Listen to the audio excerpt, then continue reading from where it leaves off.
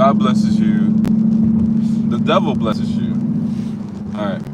So, in layman terms, in English, all right, in common English or concept, what I'm saying is, or what I'm trying to portray is, have you ever noticed that whenever something or things start going well for you, there seems to be this major plot twist that the main character, which is you, has to go through. And before I go down that, what I want to talk about, I want to also ask this: if you could do it all over again to be anybody in this world,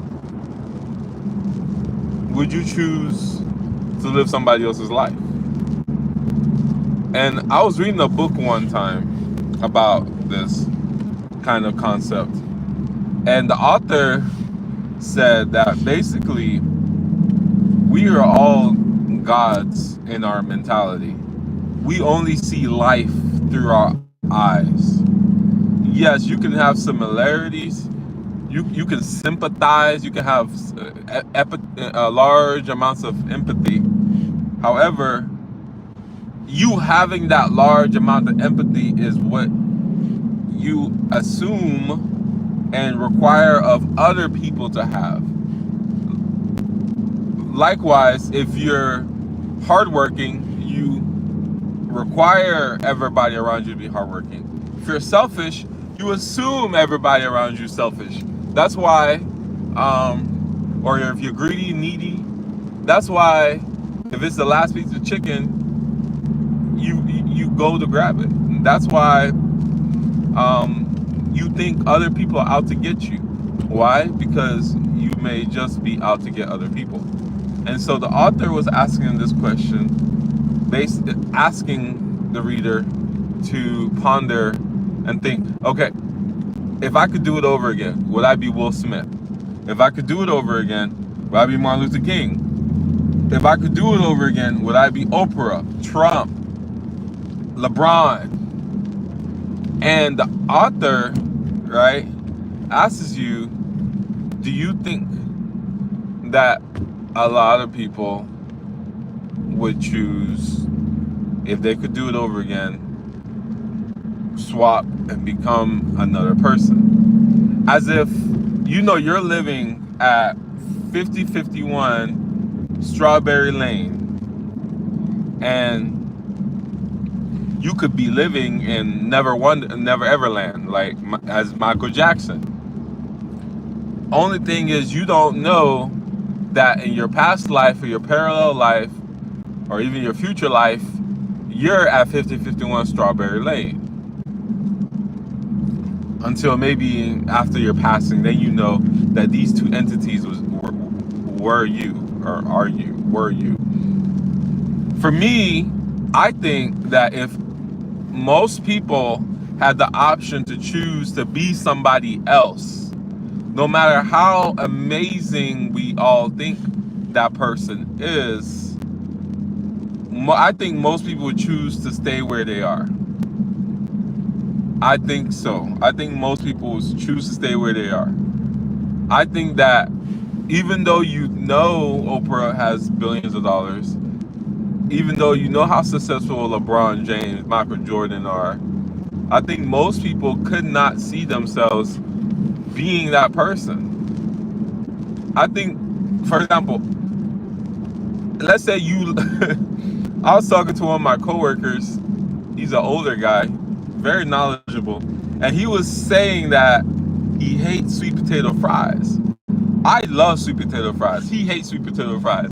So could you imagine living his life and never eating a sweet potato fry again? He says that he's okay with pumpkin pie, right? And he's okay if they don't have pumpkin pie, that the alternate would be to use sweet potato. That they taste similar enough where he doesn't notice. He says he's fine with that. But to eat sweet potato fries is out of the picture. So could you go your life doing that? For example, in your current body right now, right? your current body, your current life journey, you love ribs. If you became Malcolm X or any other devout Muslim, are you willing to give up pork? You know? Okay. Perfect example. Perfect example. Black people.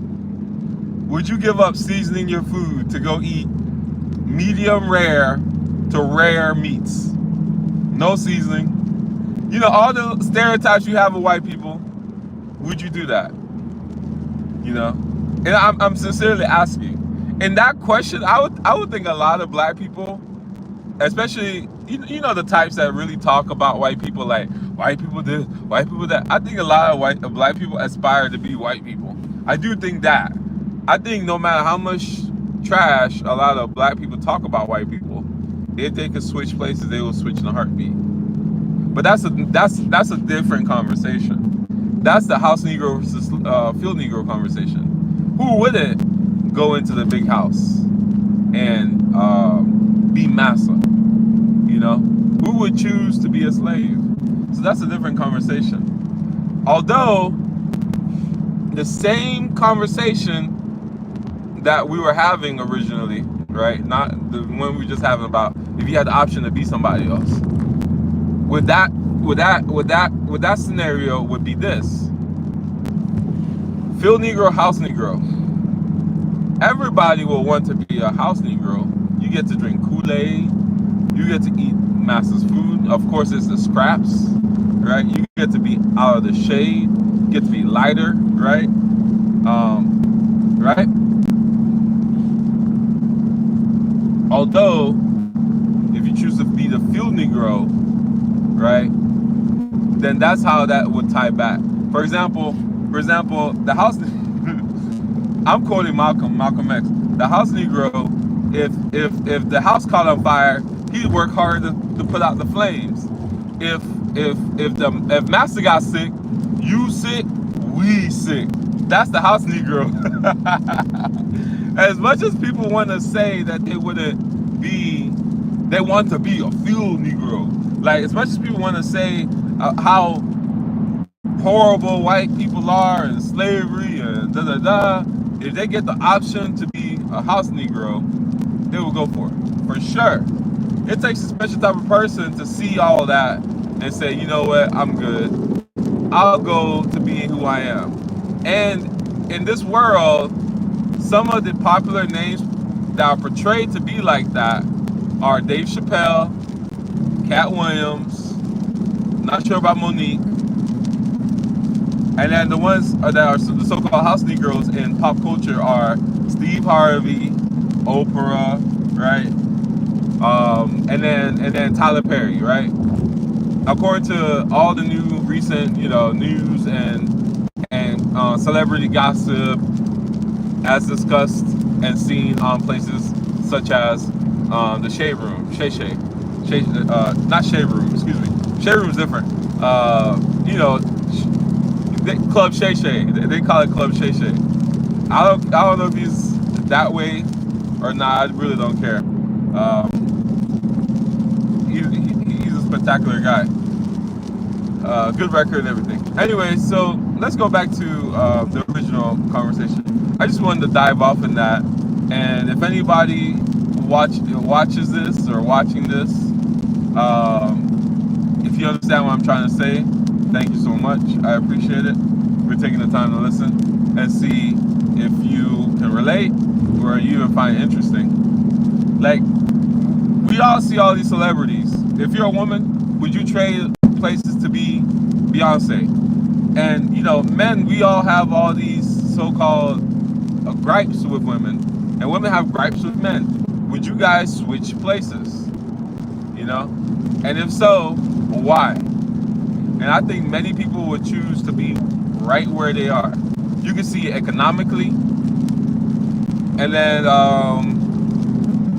except for that one lady who decided to dress up as a guy and then ended up unfortunately ending her own life, it's very rare for you to want to cross over and be comfortable there.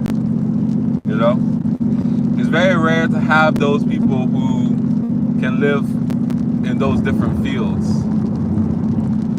For example, myself, right? When you outside looking in, you would think, okay, he can hang out with black people, he can hang out with Asians, he can hang out with white people. But the reality in it is, I'm not an African American, I'm an African. When you come to the African American world, when you see a black American hanging out with white people, you may tend to say, okay, he's a, how do you say it? It's slipping my mind. Like an Oreo cookie or something. Like there are so many different ways that black people call other black people who look black, but you know that they're white. When you meet the black girl and she's like, "Hey, how are you?" You know what I'm talking about. The one that pat you on the knee. Don't say that. All that passive aggressive. And then the stereotype for being a black person, like loud and da da da. So on the white side, you definitely see it, like the so-called M&Ms. So you see that kind of stuff, right? Well, for me, even though I can hang out with these people, I'm not one of those, and the reason for that is because I'm an African. I'm Igbo. I'm Nigerian. No matter who I'm talking to, regardless if it's black, Asian, white, whatever, I'm actively discussing and sharing my culture, because my culture is the superior culture, and that's how I view it, right? And I'm not. That's me, and so that's the difference. But in other situations with other people, you can see when somebody is choosing to disassociate with where they came from and be that. Whereas for me, I never disassociated. When I first got to this country and they were calling me John, I didn't answer to it. I made sure they called me by my name, Buka, right? And the longer I've lived, the more I want people to call me my full name, Chukwe Buka, because it's not hard. So why not? So I've always done it. And for example, another example, I speak my language fluently, which is very difficult for people who look like me, walk in my same kind of shoes to do. Because you see it in Africa. Okay, you see it also in Africans. Like what I was explaining with Black Americans. Some particular Black American people, you'll talk to them and you'll be like, yeah, they look black, but they actually have picked up on the so-called white tendencies, right, and mannerisms. African people do that too. African people will go by Charles, Joe, Bob, and I've gotten on phone calls with people, and then they'll be like, "Oh, it's been a long time since I heard that language."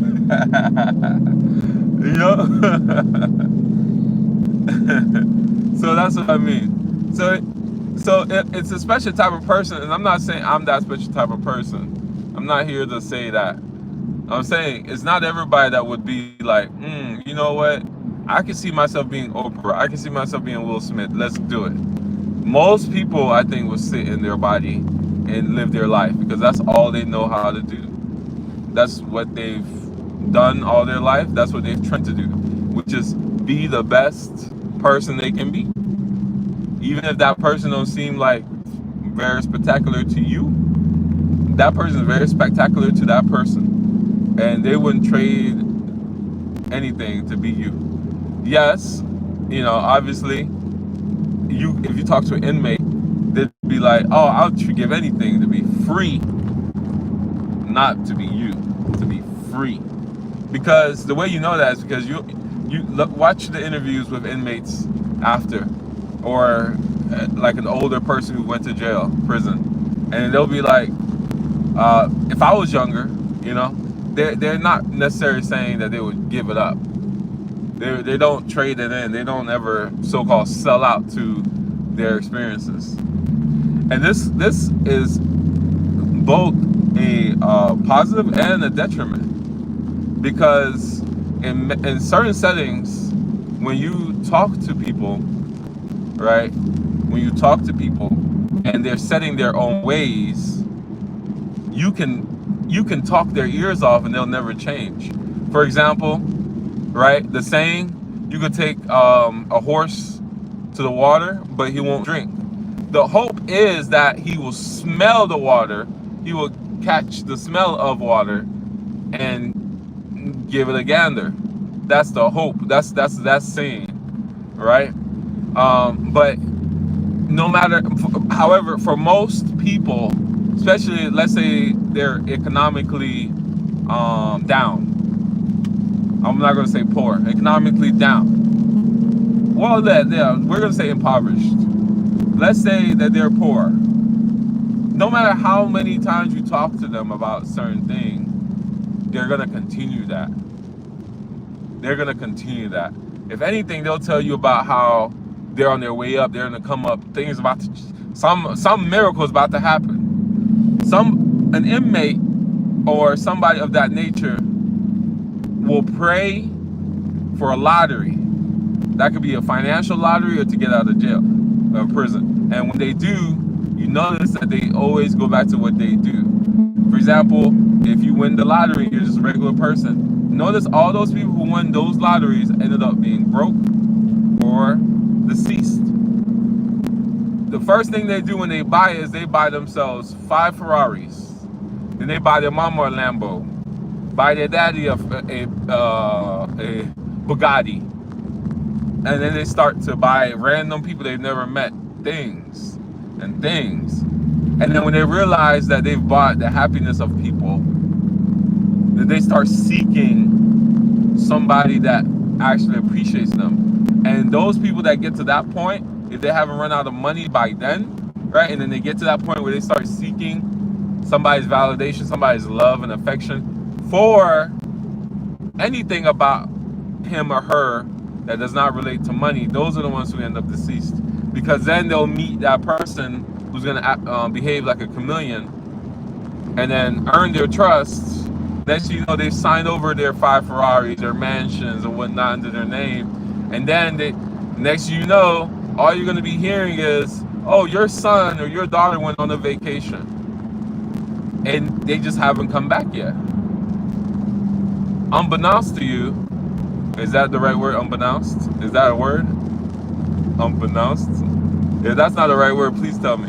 But unknowing to you, right? Is that it? Guys, help me out. You know this language proficiency is crazy. So yeah, without you realizing that, no, your son or daughter is already dead and gone, deceased, you know?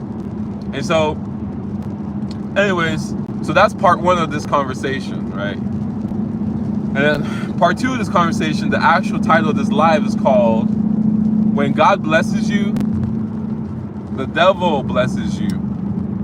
Have you ever noticed that anytime anything good is going on in your life or occurring, that then you end up being in this crazy moment of decision making? And if you don't decide correctly, you start to take steps back. That saying, right? 1 step back, 1 step forward, 2 steps back. And I have a friend, my very good friend. He's on my page here on YouTube, and we've known each other since we were kids. And I hated him when we first met because I thought he was a snitch. He would always just tattletale about anything. Oh, his shoes are untied. Just like the dumbest tattletales ever. And I just despised him. I don't know what happened, but we ended up becoming very close friends, right? So we became very close friends. And years later, I've graduated, he's graduated from university.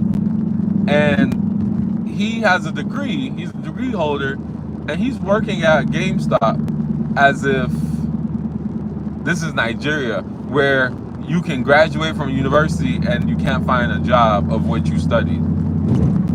And so I gave him a call up because we would play video games together. We don't play video games together anymore. We don't, because we've moved our separate ways. So we were playing video games, and I asked him, hey, come up, move up with me. Because I had left Alabama to move up here to the DMV. So I asked him, move up with me. So I asked him 3 times over the course of a year. And the last time I asked him, I was ready to fight. So I told him, hey man, this is the last time I'm going to tell you. You should move up here. Things will drastically improve for you. You're a young man, just like me. You can hustle and you can get things going. So he moves up here. I help him out. You know, I make sure he can eat, feed, and has a place to stay. I take care of him for a year. He does pay me back. We find him a job. He's making over $80,000, which is a drastic difference from making $13,000 a year at GameStop. So he's making 80 plus K. He was making so much money. Back in, while people were being unemployed during COVID, we were buying stocks of $20,000, $30,000. we were buying stocks while most people were going through stuff. Me and him, we buy a stock for $10,000 easy, quick. So we were making a lot of money, and because he at that time he believed in me, and so he listened. And he moved the way I moved. And so when he started moving the way I moved, he started to see a lot of free cash. A lot of free cash. Because I'm a minimalist. I really am. I take my time with stuff. Anyways, so to speed the conversation forward, right about the end of COVID, this is now about 2 years ago now. So this is what after my woman had left. And I call her still my woman because I respect and adore that lady. She's a good woman. Nothing wrong about her. So after she had left, and that for me I take that as my true. I've come full 180. Or 360 because I've changed. I've improved, but I wouldn't say I've. Like, you know, when it comes to matter of the heart, you don't want to get hurt and then be jaded. So I've been hurt, I was hurt, I healed, and now my heart is open again. So 360, I like that. Now, maybe we could say 325, because there are certain things that I don't ever think I was foolish in a relationship. Her relationship and I, we're not like that. It was not like foolishness and stupid stuff. It was very, you know, and she just wanted to go. Anyway, so at that time, he was going through his own conflict too. And see, that's why this live is so important. Because at that time, like I told you guys, we're buying stocks on the stock market that used to be $200 for $3. And we were buying $20,000, $30,000 worth of these stocks. I was making money and he was making money. That's the goal. For the person that y'all two grew up together and you get older and you making money together. He making money, you making money. Y'all just living y'all life. Woo! I'm getting excited just because we had a good time. We had a good time. We've always had a good time. Me and my friend, we always have a good time. And that's why I love that I'm now back to 360. Because I went to a dark place and he went to a dark place too. Because during our success, all of our lives started to fall apart. We started getting these giant obstacles that it wasn't economic obstacles. God blessed us with economic power. But then it seemed like the devil blessed us with emotional problems. So we didn't have economical problems. I really don't. I've been debating about saying this, but he's making over 80 some K. I'm pulling in about. Nah, I can't say. Let's just say. Anytime me and him was sitting in this car driving anywhere, we were close to touching $500,000. We'll say that. So we were doing good. And unbeknownst, I'm pretty sure the word is unbeknownst to these women, and I haven't really introduced his side of the story yet, his woman. So unbeknownst to these women, we were touching $500,000. Anytime me and him was in the car, we were touching $500,000. Like, we had that kind of power. Anytime we were sitting in the car. And I'm not saying we were doing drugs or nothing. I'm saying, like, our net worth, by the way. Let me just fix that up. Because we don't sling drugs. We don't do none of that. We are good people. Good, hardworking men. So, anyways, so my relationship started falling apart. And that's one of the things, that's when I realized that money, I love to chase. I love to chase a woman. I love the, hey, you're beautiful, like, hey, you're 9, but you could have been 10. I could have been a 10. Why am I not a 10? Because I'm the one you missing. I love that. I love that. Or, hey, you look like a wife. I think I need you in my life. Ooh, I love that. I love that chase. I love that, I love that. And also, I love to chase money. But what I realized was I love the chase of money. But it's not what makes me happy. What made me happy at that time was that particular woman. Because when I didn't have money and I had just graduated from college, she would pay for a lot of the stuff we do. And my dates were very creative, to just say that. And she, like, her favorite date, the one I ever took her on, it was lightly raining. We went to a valley where you could see into the valley and you could see the tops of trees, and it started thundering and lightning. I don't know which one is lightning or thunder, but you could see the little white, fingers. And it was just so beautiful. It was sunset, light, just light drizzle, light. And we were just eating yogurt and cashews. And that was her favorite date that we ever went on.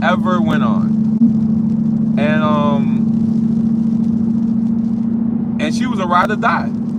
If I didn't have it, we didn't have it. If she had it, we had it. If I had it, she didn't have it, we had it. So she was ride or die. And it's like, now, and that entire time I was so insecure, not like to the point of like, oh, I gotta crumple and die, but I was insecure because I wanted to give her the whole world. I didn't have it. So when I finally had the whole world, I could give her my little piece of the world. It was like, why aren't you happy? Why are you no longer happy? So that's what I mean by, whenever you're doing good, there seems to be something that always comes up that you got to maneuver through. Well, for him, he went through the same nonsense.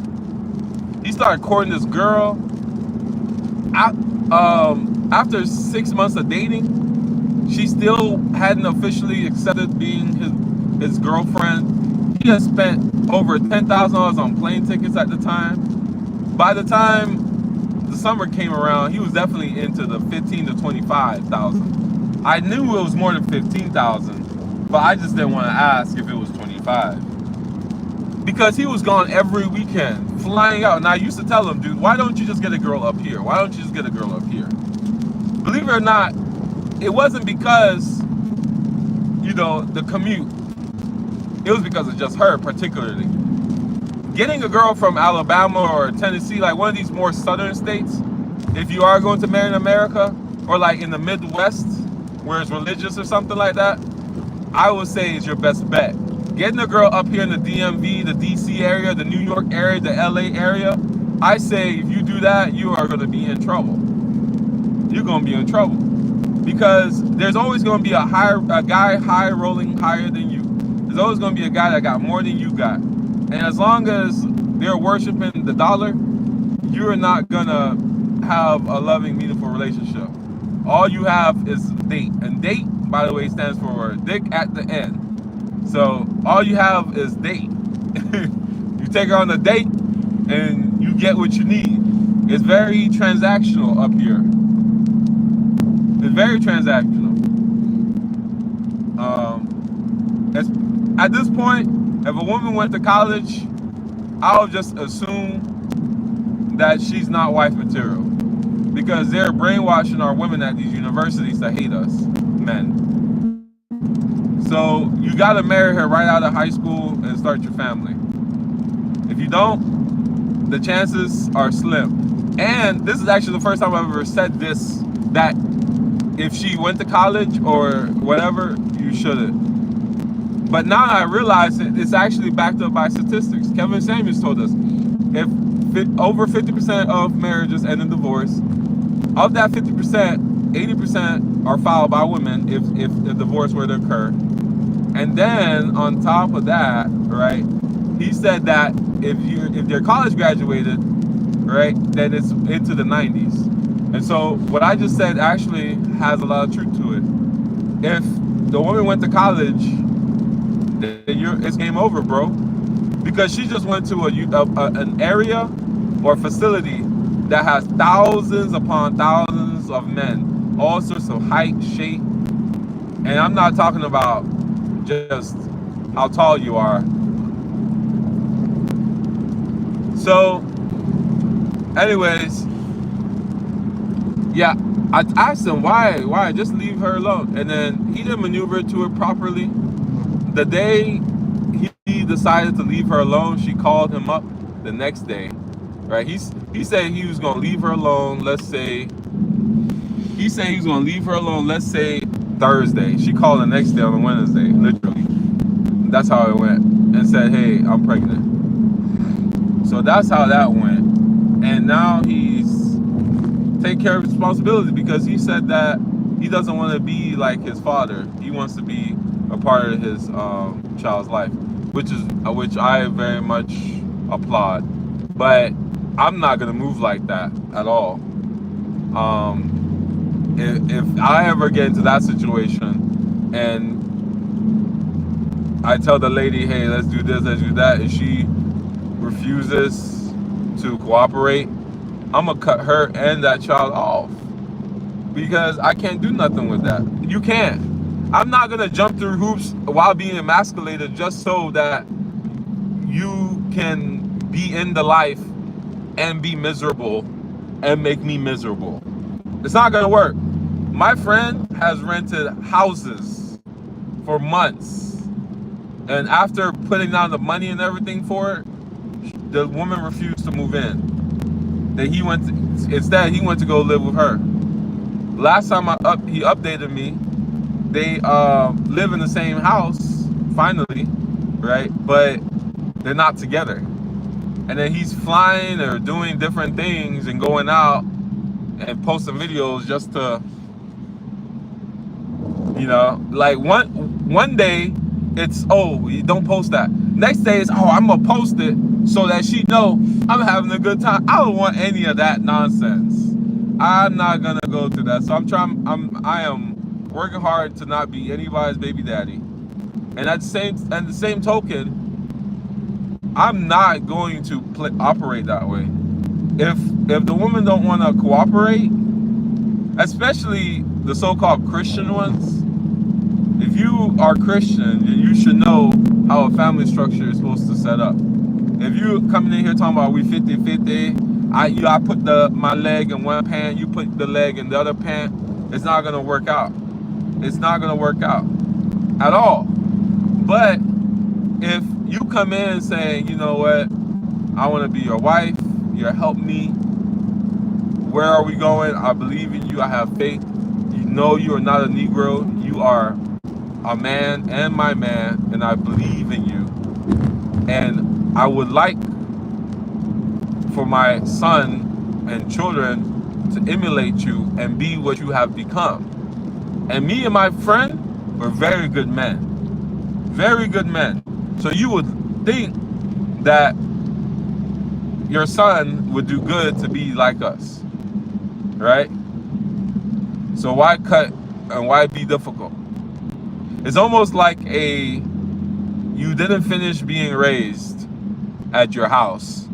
So now a man got to come in and finish raising you. And I'm not going to play those games. And I make it very clear. I'm not going to play.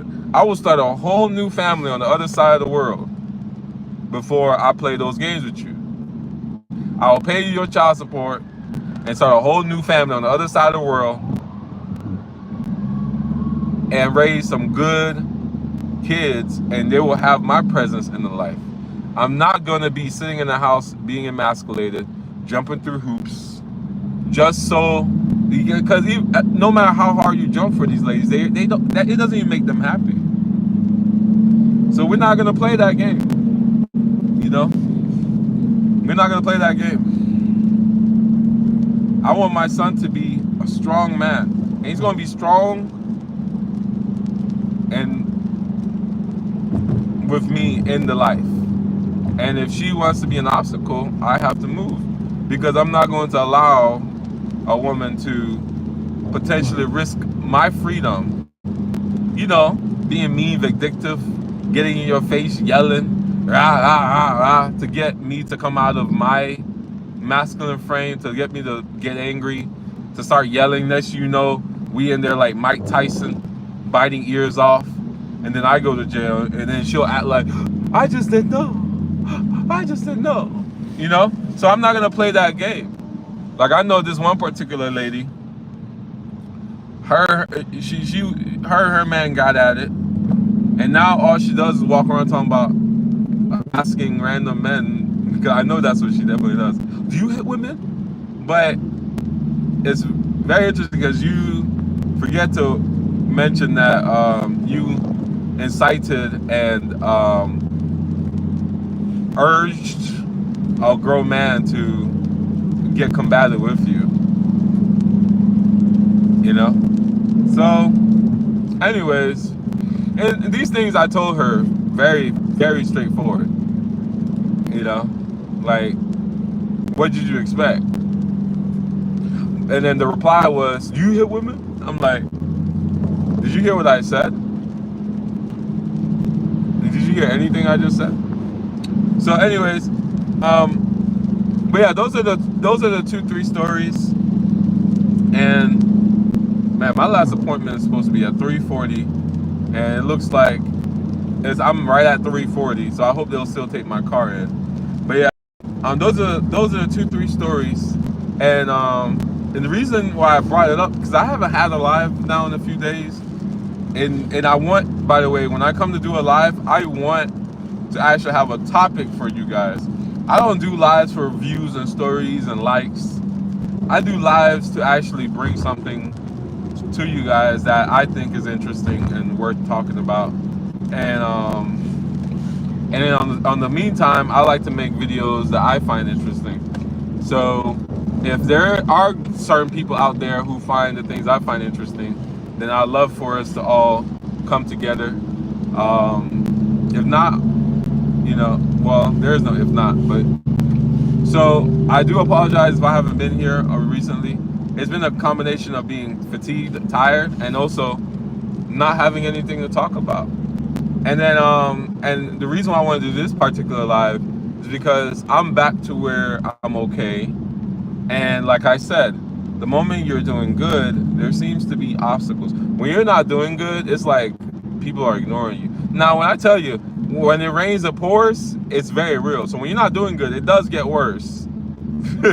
But there's that weird, like, you're not doing good, but you're not doing bad. And then it gets to the point where it's like, you're doing great. And then you get that one plot twist where it's just like, this has to be a test. Because if I mess up here, I ruin everything I've worked for. And it's really interesting because it's like these conflicts that people get are very unique and tailored to them. These tests, for example, let's say, like I said, with me and my friend, right? We're guys. We're making money. Like Mike Tyson, making money. Next you know, he's sitting in an interview with his girlfriend, and she's just saying all sorts of about him. Next you know, he's in prison for 3 years for giving her unwanted oral sexual interactions.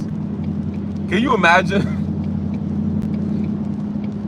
Could you imagine if a woman forced oral interactions with you and you put her in prison? Can you imagine if a woman came on to you, started kissing and rubbing all up on you, a man, and then you turn around and was like, oh, I don't want it.